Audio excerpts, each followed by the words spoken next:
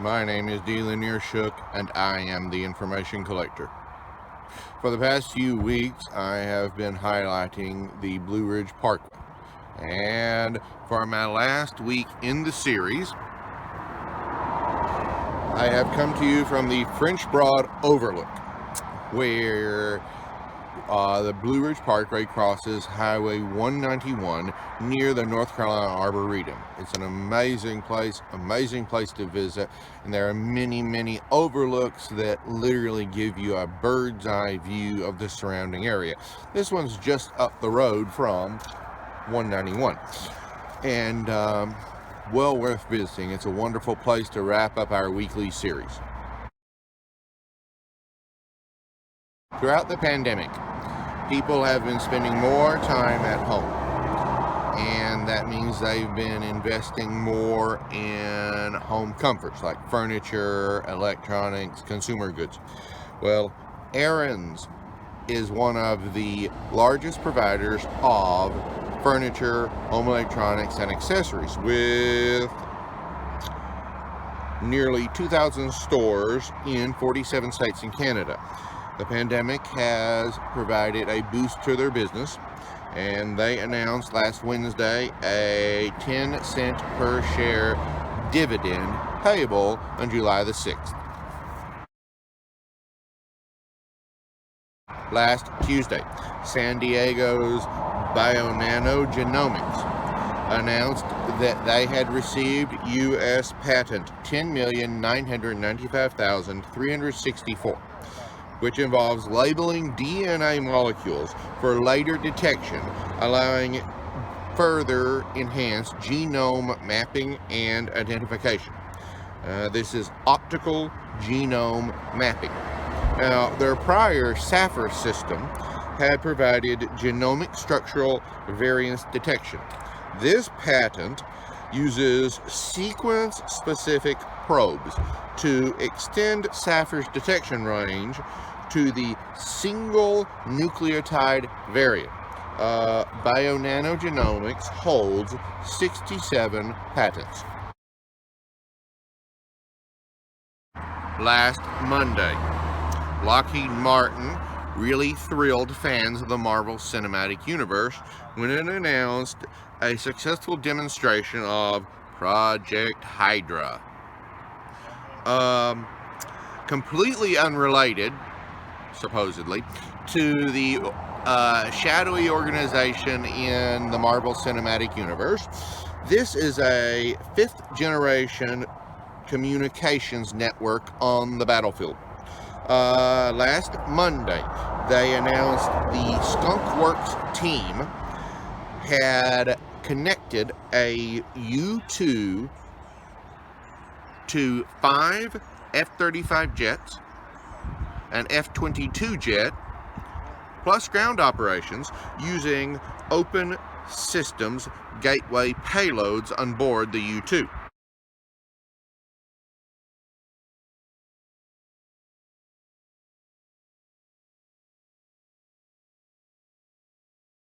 Now, this is part of a tactical targeting network terminal which fed the U-2 sensor data directly into the fighter plane's avionics and onto the fighter displays, along with to U.S. Army exercises going on at Fort Bliss, Texas, and the Shadow Ops Center on Nellis Air Force Base.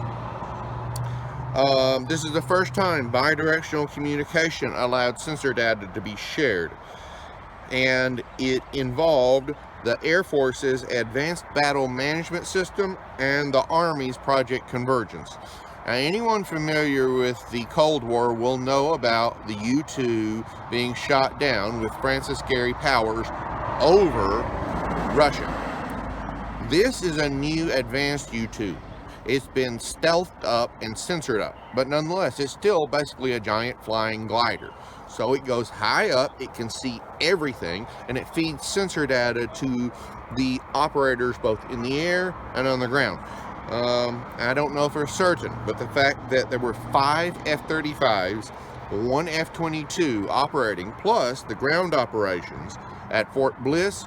Sounds to me like they were simulating a air support from the F-35s to a ground operation given air cover by the F-22 jet. The pandemic has stressed both food networks and supplies and transportation networks. Of course, the trucking industry was already seeing stress in driver supply. Well, last Tuesday, in a sign of things that we are seeing, North Dakota Governor BURGUM issued an executive order waiving hours of service requirements for commercial drivers hauling fertilizer, including ANHYDROUS ammonia, through May the 31st. Quote, warm, dry conditions have increased the demand for fertilizer volumes as producers statewide are in the fields doing concentrated spring work. End quote. Last Wednesday, North Carolina Governor Roy Cooper announced that Carolina Coops, a producer of walk-in chicken coops and accessories, will build a $2.1 million production facility next to Bionana, North Carolina. This will provide 500 jobs to the area with a payroll of $6.8 million. And this is in part thanks to a $400,000 grant courtesy of One NC Fund. And this, once again, shows the pandemic trends of increased value of food and people staying at home. The pandemic has brought many societal shifts, but perhaps none so much as the shift to e-commerce. Last Friday, Georgia Governor KEMP announced a new Amazon fulfillment center to be built in Savannah, Georgia. The 640,000 square foot center will employ 1,000 full-time employees starting in 2022 with $15 an hour wages plus benefits on day one. Now, Georgia has 21,000 Amazon employees, and Amazon has invested $3 billion in the state over the past decade. Obviously, one thing the press release emphasized is the important role of the Port of Savannah. Last Wednesday, Los Angeles infrastructure consulting firm AECOM announced it will provide program management for Phase 1 of the Dallas Independent School District's $3.5 billion 2020 bond issue. This involves the construction of new schools, and AECOM will provide oversight, coordination, estimating, and scheduling for the construction. The Dallas Independent School District has 150,000 students on 226 campuses around the Dallas area.